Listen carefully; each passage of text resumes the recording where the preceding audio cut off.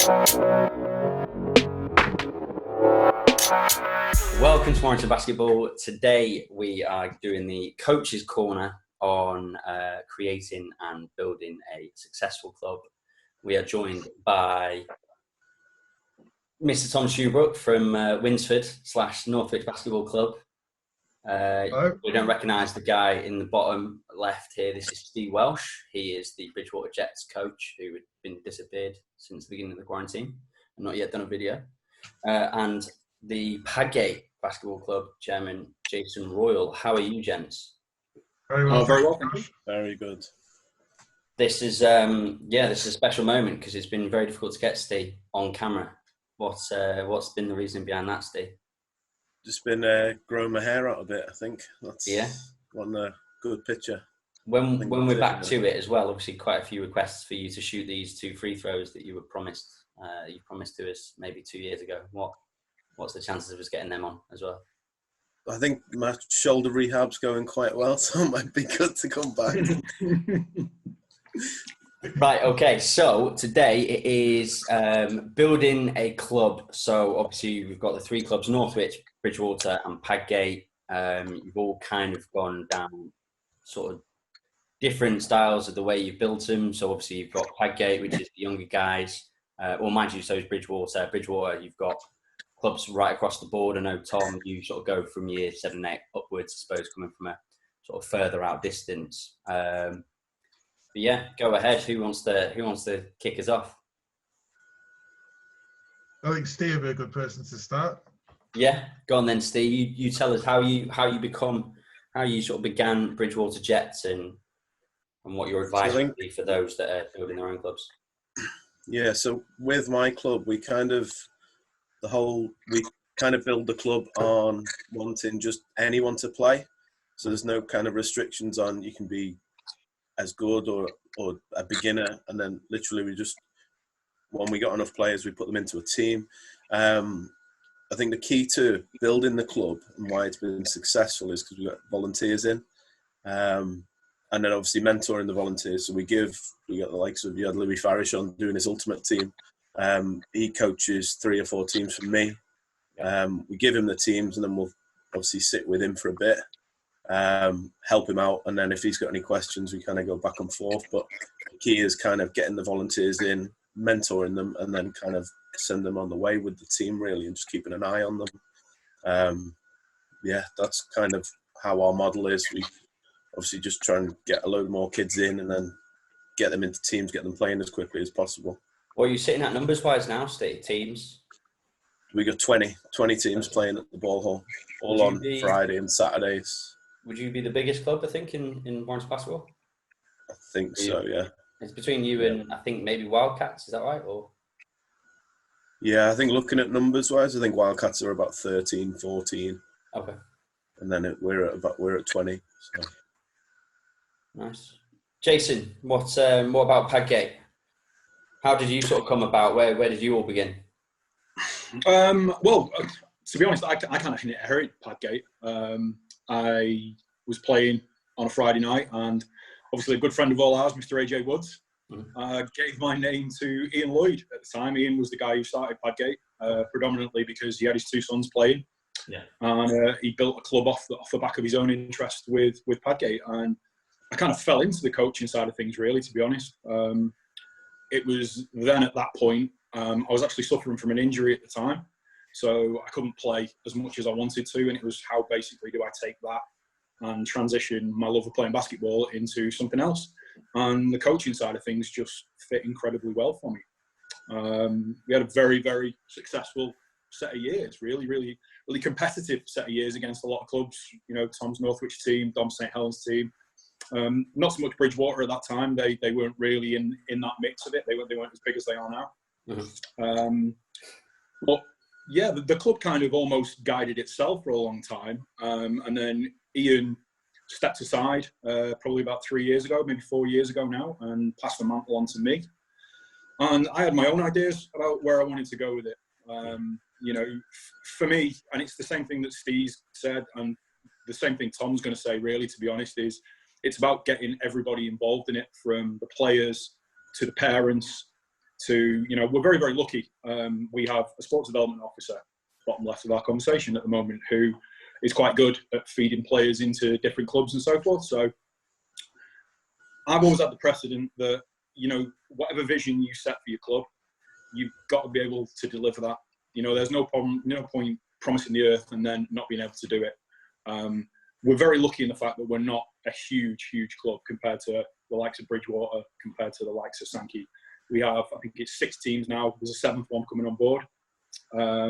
It's manageable for us. We've got some great coaches.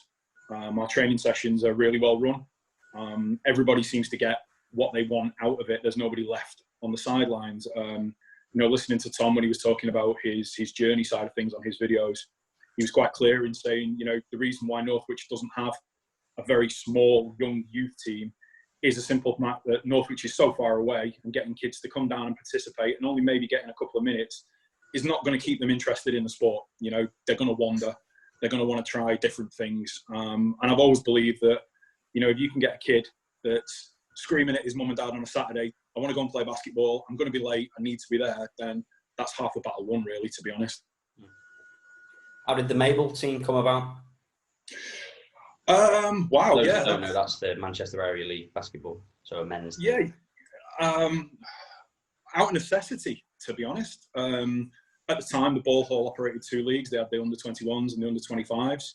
And we took our under-17 team, the Giants at the time, and we went right the way through the league. Had a great time with it. Really, really good set of competitive games. Transitioned those guys into the men's league on a Tuesday night. Had some really, really competitive games again in that side of things. And we just wanted something a little bit different. I played in the Manchester League for a number of years, on and off, again, through injuries and so forth. And it's always been something that I've enjoyed. I really, really enjoy team-structured basketball. I enjoy the coach side of basketball, being a one cohesive unit. And it was a good challenge for these guys. They were going to go and play against a lot bigger, a lot more physical players, a lot more well-disciplined players. We decided to put a team in. It was good. It was an interesting setup, really, to be honest. We had a very, very successful first season. Transitioned really well into the second season. Again, quite a successful season. We're now in our 3rd one now. So, well, obviously that league's been stopped, like everything else, which is a bit of a nightmare. We were doing okay. We were sitting where I expected us to be sitting. Yeah. It's been really, really good. I mean, I've always treated the Manchester League as an exit route. I've never been really into the National League programme for various reasons. One, I don't have a background in it as much as the other guys. And 2, my heart has always been in the Manchester League side of things. It was something that I knew, and it was something that I could easily take on board and bring these guys that, in effect, we'd grown up with into another set of playing. I think Tom's looking at maybe a Manchester League team next year in the Mabel, which is brilliant. It's another exit route for the guys in his team that want another level of basketball on top of everything else. It's not perfect by any stretch of the imagination, but it's different, and different is always good when you're dealing with competitive sport. Yeah.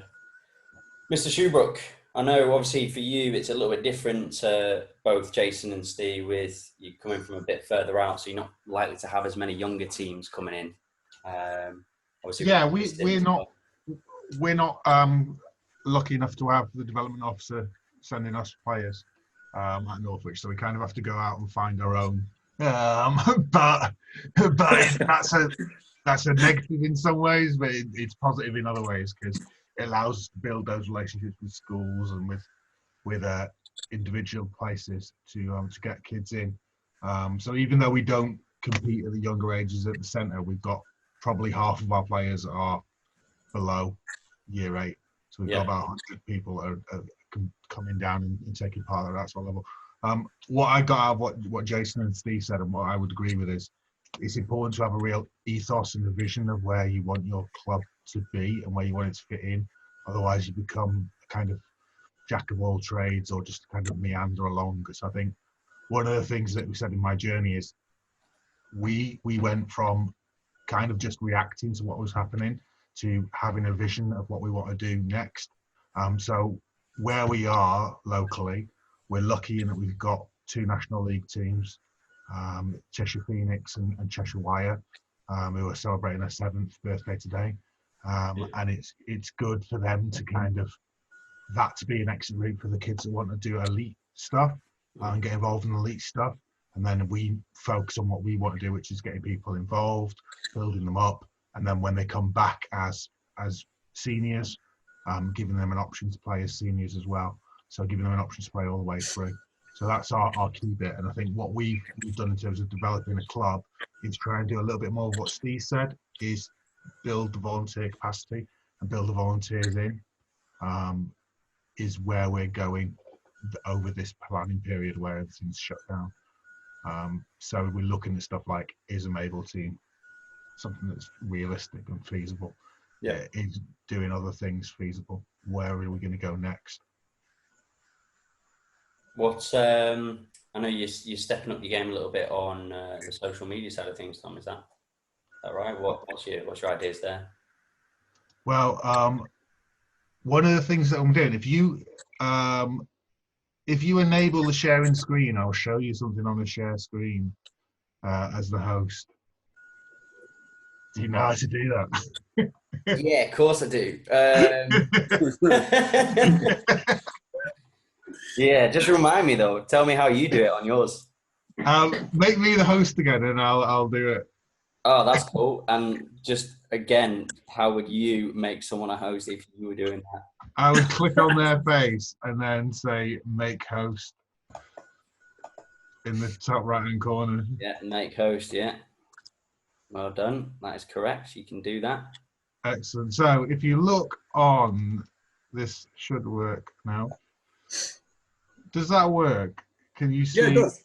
Yes. Yeah. Can you see a Trello on the left-hand We see side? your Trello, yeah. So one of the things we've done over the last period is I've created this Trello board, which Steve is a member of, and a couple of other people locally are members of, which is a list of ideas of what we want to do in the future and how we want to plan. So there's stuff on it like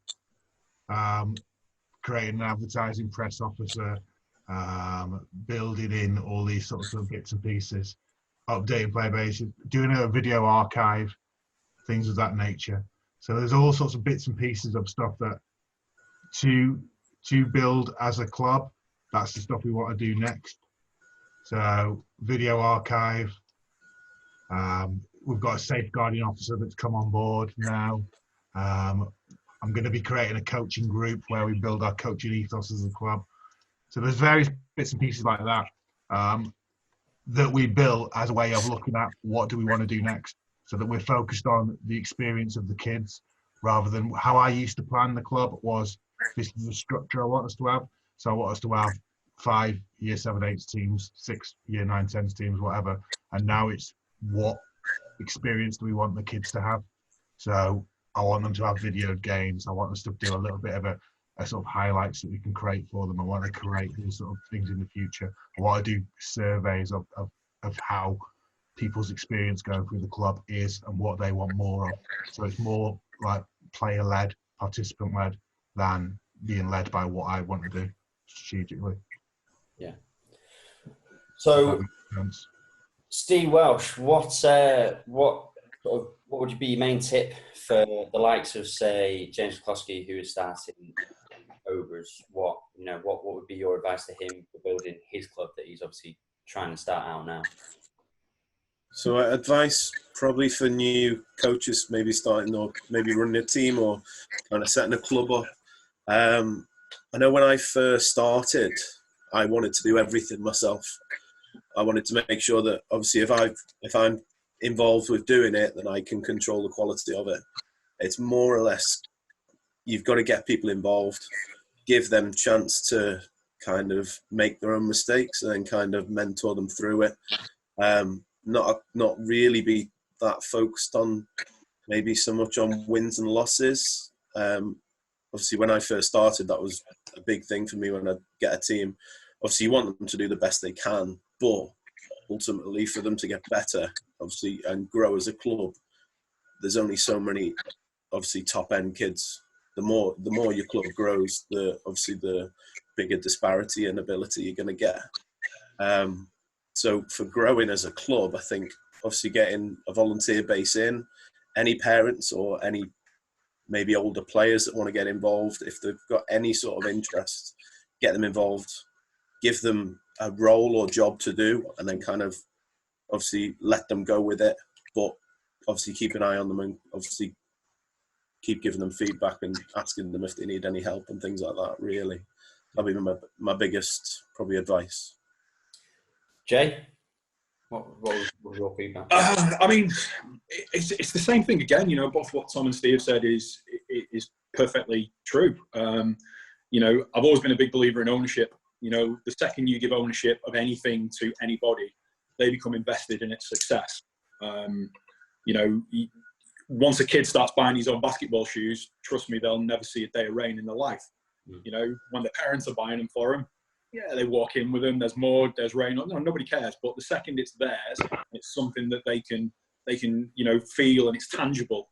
They become invested in its future, you know, and the same goes for the parents' side of things. You know, controversial comment, basketball clubs are not babysitting services. You know, a lot of the time, and it's not so much I mean, I can't particularly comment on Northwich's or Bridgewater's or anyone's, but I know the parents that we're involved with are brilliant on the offset. They are really good. You know, the sideline support is superb. They're always there at training. They're always giving their input on the side, which is brilliant. You know, it's really, really, you know, heartening to see that they're invested not only in the club, but also in their kids doing well. But there are roles that the parents can play in these type of things. You know, give them things, as Steve said, you can't be everything to everybody all the time and expect it to succeed. It's simply not going to happen. And that's, you know, that even comes from a coaching point of view as well. You know, I'm always asking for advice over things. You know, I think even though Tom's going to love this bit, Tom gave me probably one of the best pieces of advice I've ever had as a basketball coach after a game, which I'm not going to go into now, but Tom knows which one it is. And it was perfect. It changed the way I thought about how a club should run and how a basketball team should run. And it is down to that ownership side of things. You know, invest in outside talent, invest in the parents, invest in the kids and their friends, whoever else really, to be honest, to grow that club outside of it. And hopefully the rest should take care of itself, really. Yeah. Tom? Yeah, one of the things, Dominic from St Helens, I think he's slightly too big time to appear on your channel that much. But one of the good things he said he's doing over the summer is creating a coaching strategy for the whole of West Lancs and the St Helens Club, where they'll all have a sort of curriculum almost that they're going to be coaching to, so everyone knows what is expected of them at each age group. I think that's something. It's something I've been meaning to for a while, but obviously it's difficult to get the time to do it. But we have a basis in terms of the GB areas of emphasis and things that they do through Aspire in terms of what they're looking for across the regions and across the England programme. So if you can create something like that, then when you get people involved in coaching, it's easier because they not have to redo the wheel right from the beginning. Yeah. Again, like with what Jay's saying, he's took some stuff off me. One of the things I've taken off Steve is obviously since I stopped coaching National League, I've watched Steve's teams and talked to Steve about stuff. And obviously, since I left with it, he's not been quite as successful in terms of his results. And one of the things he's done well is give the kids achievable goals. So if you're in against a game against someone like Manchester Magic, who have got the best kids in the whole of the Northwest, you know you're probably not going to be battering them. But if you say we're going to hold them to X amount of points and we're going to try and score Y amounts of points, the kids have got an achievable goal to work towards. I think that works at every level. Yeah, it does. I agree. Changes, yeah. So that's one of the things Steve's learned from, and then learning from Dominic in terms of what he's doing in terms of having a club-wide ethos so kids can move from coach to coach and have a very similar kind of experience. Nice. Anyone else got anything else they want to add? I think one other thing to add really is just speaking with other coaches. Yeah. Obviously, one of Jason's examples was he learned something from Tom after a game, and then obviously the more you share your knowledge with other people, and obviously get snippets from other people. I don't think anything is their own. Everything's borrowed, and then you kind of adapt it your way. The way someone might run their club might be obviously not the way you want to run it, but they might do different aspects that you might want to steal and adapt a certain way. Out of the three of you, who has the best club? Well, it depends what you're going with. Tangible, like numbers wise, be my club. Right. Well done, Steve. Straight in there. I got that in there. Sure, if that's correct. We run a college academy as well as a club. But yeah, go on. So, hey, whoa, excuse me. We've got great kids, and that makes a great club. There you go. How's that for non-confrontational for you? I like that. You've all done very well. That could have been an opportunity there to spit venom at one of the other clubs. For example, St. Helens and their coach Dom not being able to get on and do a video or any. Dom's a very, very busy man. He's always saying. Yeah, no, he is very busy. I mean, there are other clubs at the centre. I mean, it'd be unfair to single them out if they can't answer back on this chat. That is true. Yeah. Well, that's about it then, fellas. I think that's. One thing I'd want to say, Josh, is we've talked about this today. I was looking at the Teesside Lions basketball club up in the northeast, who've just signed the GB assistant coach Mark Steele. And one of the things that their chairman said, which I said to you, which I think is really important, is things that aren't recorded and reported don't happen. So one of the things I think as the centre is that we've had over years and years is hundreds and hundreds and hundreds of really good games and brilliant players and coaches that have passed through the centre. But because we don't really promote ourselves very well, how much does that spread to the wider communities around us, and how much does that spread to our wider local communities? So I think the things that you're starting to do with the channel in terms of like celebrating players and celebrating coaches and putting live feeds of games on, that sort of thing, we need to look towards doing a lot more of that locally in terms of our own clubs to celebrate what our players are doing to actually then grow organically rather than rely on the development officer who might not always be sending players to particular clubs for whatever reason. It'd be nice to get someone in that could get us discount for cameras, to record full games that sort of self-record. I'm imagining that the development officer will probably be looking at that sort of thing. Right, yeah. Well, I know a guy who's got a discount code from the old Winsford. Guys, thank you very much. No worries. Lockdown is lifted. We will be straight back in recording Steve shoot these 2 free throws. I cannot wait. But now that we've got a little thumbnail of him on video, we might even get an ultimate team off him as well. Who Potentially. There's a lot of players that you'd be having to let down, I think, as well, mate. If ever I want to upset those type of players. We've got Jason's coming up soon as well, so you'd be. Oh, I've got mine sat there. It's a beautiful one, a beautiful team. I like it. I had Jacob Lloyd messaging me from Australia late last night asking if he could get on and do his team, and then when I asked who his team was, he said, "I don't know, but I'll put one together." And has since gave me some names. I think he'll be on the channel, so that's a little shout out for him. He'll enjoy that. Well, thank you very much, gents. We will we'll catch up again, and we'll have a different topic, I'm sure. Yeah, no worries. Thanks for having us on. Thank you.